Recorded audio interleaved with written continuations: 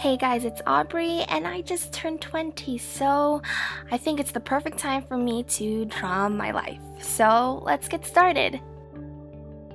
Once upon a time, a little Asian baby was born on July 28, 1994, in West Covina, California at 11:35 p.m. Don't ask me how I know that.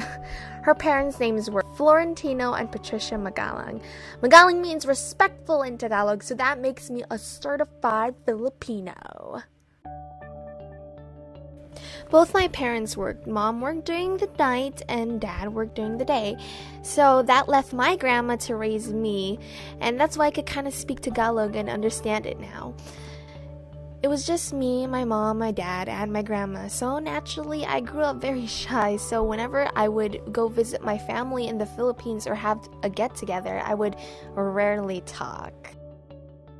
I did have a lot of cousins, however, and they were all guys, so they treated me like a little boy growing up. I was the little weirdo who liked Pokemon and Yu-Gi-Oh! And Game Boy and all the boy things. I guess it was too much for my dad to handle, and then he told me to start acting like a girl. He even gave away all of my old game consoles. I was so sad.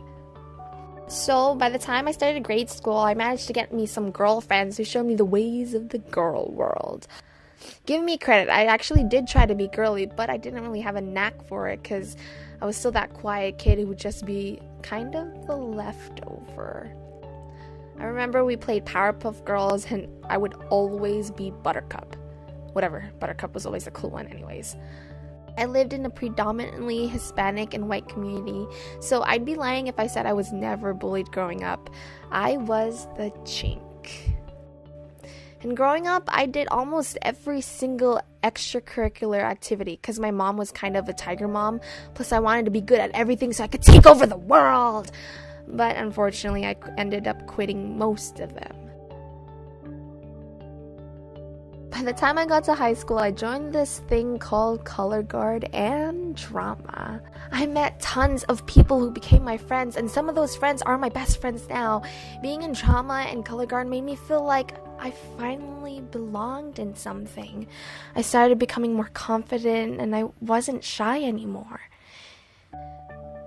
In drama, we would have seasonal plays, and when it came down to show week, I remember specifically that every single person would just sleep in the drama room during the entire lunch period, like a bunch of dead bodies on the floor, because we would be so tired. And then for color guard, I remember every time we won during a competition, on the bus ride home, we would always sing to the radio, and it was just so much fun.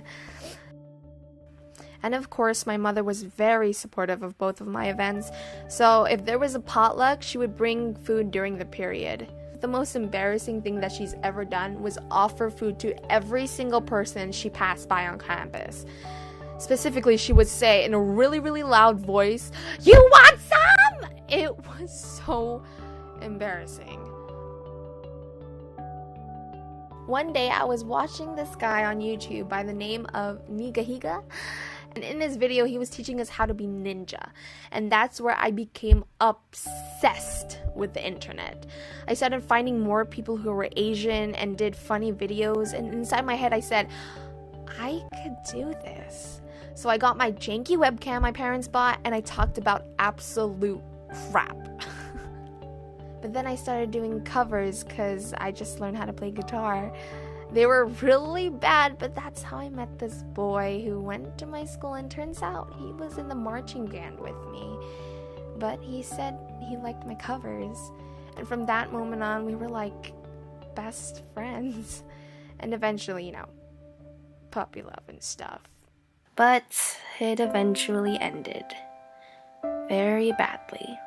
He got a new girlfriend in seconds, and I despised her. And drama, and I was just broken. I didn't know what to do with myself except cry every single day, and I felt like I was in living hell. And I lost 20 pounds in a month, and I just didn't know how to live anymore. And all I did was hate other people around me, and I just pushed people I loved away and mostly hate myself. And I had to get off the line because all of the rumors, and I don't know. It was just the lowest point of my life.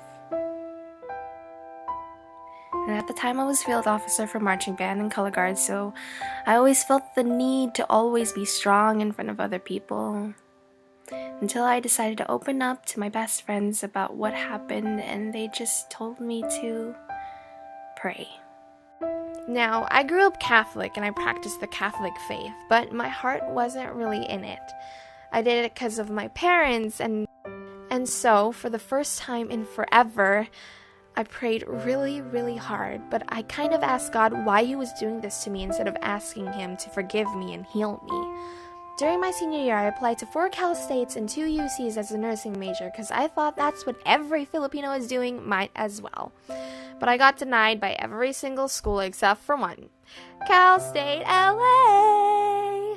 Only thing is, I got accepted as an undeclared major, so my future still had no freaking clue.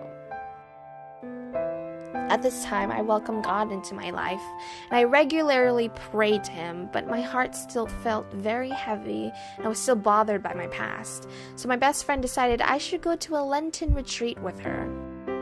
And for the first time, I opened up about my past to strangers who were there to help me, and they didn't judge me at all. There was this part during the retreat where we had quiet time and we had to listen and talk to God. So after we were given our activity, I went to the top of the hill alone, where I cried and poured my heart out and asking God, why am I still feeling this way when it's been so long? Some of you might have your own views, and that's fine, but in my heart, I really did hear Him say, if you can't forgive yourself, how am I supposed to forgive you? I went to confession a few months later, and ever since then, I've been so incredibly happy. And I guess that's all it really took for me to completely and wholeheartedly embrace God into my life. Fast forward to today, me and the new, now ex-girlfriend made up, and now we're like best friends. She knows everything in my life from my past to everything now. We even go to the same college. I love her to death. However, I don't regret anything because now I'm closer to my other friends and my family than I ever was before, and I'm so incredibly thankful for them. I love them so much. And now I decided to go to film school, and I'm even on the speech and debate team, something I thought I would never do. And more importantly, I started to do YouTube again, where I get to make these videos for you, and it's great. And being an internet addict, of course. Oh, and I can't forget about the anime. I'm finally me again. And now I'm 20, and it's a whole new chapter, and I honestly cannot wait for what's ahead. Even the fugly.